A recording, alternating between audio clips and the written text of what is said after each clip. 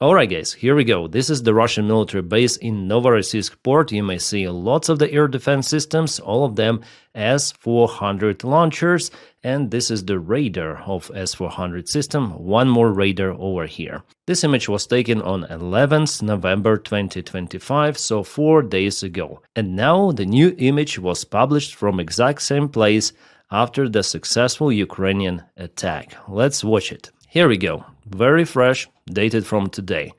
You see, where are the S-400 systems? Where is this radar? Guys, they're just vanished. I mean, literally vanished. There are some of the remains of the trucks, from what I may see, and some of the remains of the radar, maybe. Gonna also move my image. You may see the traces so far, even on this side of the Russian military base, and just 2 launchers left. So, sorry, not the systems were hit, yeah, the system itself, like in general, but the launchers, 4 of them at least here, they're just vanished together with radar. Oh my god, just look at this. And once again, this was before, yeah, you may see lots of the structures, 4 launchers here, and that is what we have right now. Oh my god. And Novorossiysk is roughly 400 kilometers away from Ukrainian controlled territory. Here we go, zoom into the place just for you to refresh, yeah, the location of this Russian military base. Well, here is the older picture, taken also in 2025. The position of the launchers, it's different here. At the fresh satellite image, all of those launchers are located in a row, but position of the radar is the same. And once again, yeah, this is the pure satisfaction what happened. I couldn't imagine that kaboom was so significant and caused so much damage to this base, but it really happened. Ukraine is damn successful. And you know, after all, what we discovered with some of the Ukrainian OSINT analytics, that Ukraine didn't use Neptune all the way for this attack. After all, there were some of the drones, I mean FP1 drones. This is the drone. It's very simple in construction, but capable to fly for a very long distance. They are produced by the Firepoint company, and according to the information which I obtained, those were the cameras installed on those drones, and I am waiting for the FPV video to be released. First person view, yeah, this drone view, how they hit Russian air defense system. I just hope that everything was recorded, because according to the information coming, those drones were controlled live by Ukrainian drone operators. So this Russian air defense was attacked by FP1 drones, and the rest of the port infrastructure, oil infrastructure, was targeted and hit by Neptune missiles. Yeah, this base is a little bit on higher elevation, some sort of the hill here. I wonder if we can, yeah, actually we can put someone. Oh, this is the Russian base itself. Can we enter it? No. Yeah, this image is kind of old, 2012. Of course, it's not legit any longer. Here's one more satellite image from the place. Instead of the systems, there is now a big hole. So 1, 2, 3, 4 systems. Here you see that's the color image, and the fire was also here. This radar was also damaged significantly, maybe even destroyed, and also fire was here, as I've told you. Well, from what I see, 3 of the launchers here, they are pretty much okay. As far as we can tell, there was also one more radar here. Maybe also sustained some of the damages because it was very close to this hotspot. And we have also a satellite image coming from the port itself. It was the job done by Neptune missiles. And you may see that the port infrastructure, well, it's completely gone, destroyed. Not the oil tanks themselves, but all of the pipes, all of the sensitive equipment, pumps, they're gone. Analytics who are familiar with this infrastructure from Ukrainian side, they say that the maintenance job to restore everything of that may take half a year at least, maybe even more. But even if Russia rebuilds everything of that, Ukraine has more Neptunes. So it's the never-ending story for Russia while they continue this war, while they continue to strike Ukrainian facilities, Ukrainian infrastructure. Ukraine has the right and tools to respond very painfully for Russia, because it's the Russia's main export port in the Black Sea. It's crazy. It took Ukraine just several hours to burn this part of the very critical infrastructure together with air defense, and I would say 400 kilometers, it's the longest range strike of Ukraine against Russian air defense, successful strike. So yeah, we have more info from the Ukrainian Cyber Borsna channel. A large part of the hits was made by FP1 drones with cameras. So we are really looking forward to beautiful videos from Novorossiysk port. Well, I hope it's gonna be released as soon as possible. And yeah, Ukrainian military command confirms the destruction of the 4 enemy launchers, S-400 Triumph, and couple of the Raiders, 96H6 Cheeseboard and 92H6 Gravestone. That's the name of the Raiders classification. The Ukrainian command tells that totally 12 of the launchers were at this military base, and there is the high probability that the rest also were damaged or partially damaged. Yeah, of course, kaboom was definitely a huge one. One kaboom, and there was the second one later on. This one. That's crazy. So for sure, several of the systems were flatlined. It's the great success of Ukraine.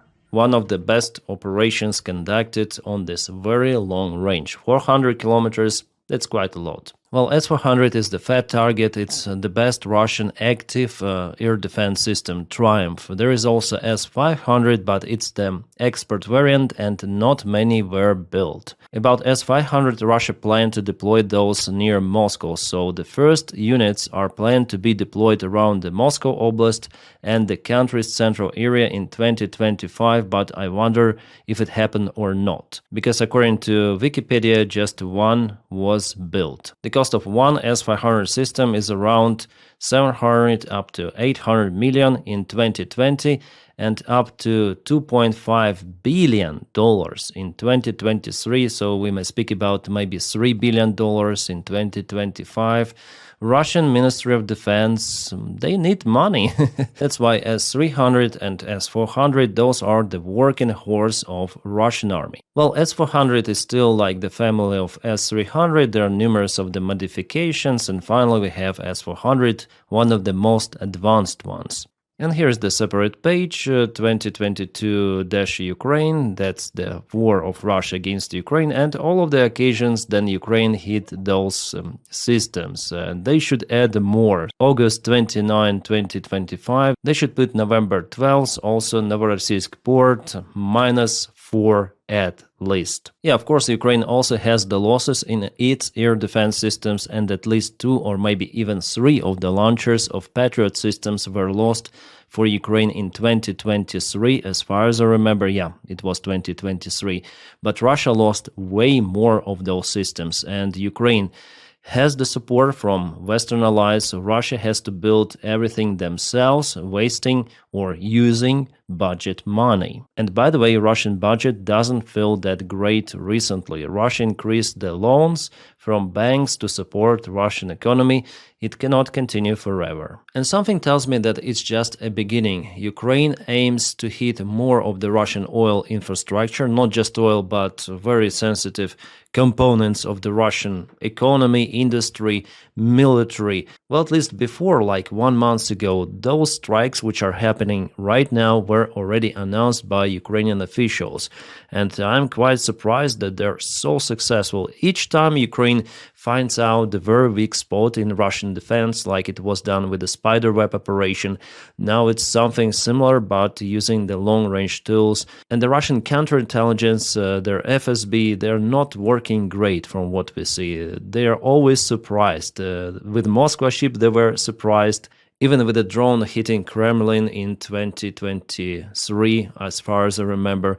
Also, they were surprised with the Ukrainian attack operation towards Kursk Oblast. So Russia is not that competent. They cannot foresee coming events, which also means that probably in Ukraine there is some sort of the independent lack of Ukrainian intelligence. And for Russia, it's hard to get the information from that one, and it is responsible for all of those kind of the operations, like for example spiderweb. Or there's just a small circle involved into this planning, and the rest of the people, they don't know what to expect, and finally they obtain the order and execute what is needed. And all of those operations, they're pretty much successful for Ukraine because I would say mainly Ukraine is in lack of the resources, so it has to improvise. Unlike Russia, Russia just strikes straightforward with their cruise missiles, ballistic missiles, hypersonic missiles. They don't have this planning, thinking, and then they hit Ukrainian civilian infrastructure.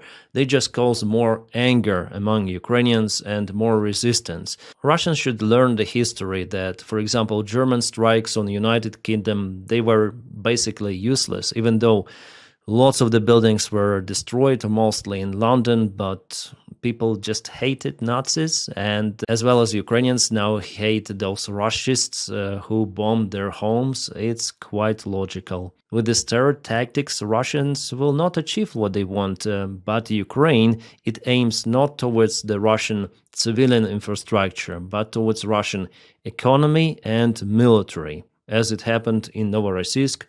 Economy, oil port, the biggest one, and military, -4 of the S-400 and couple of the Raiders.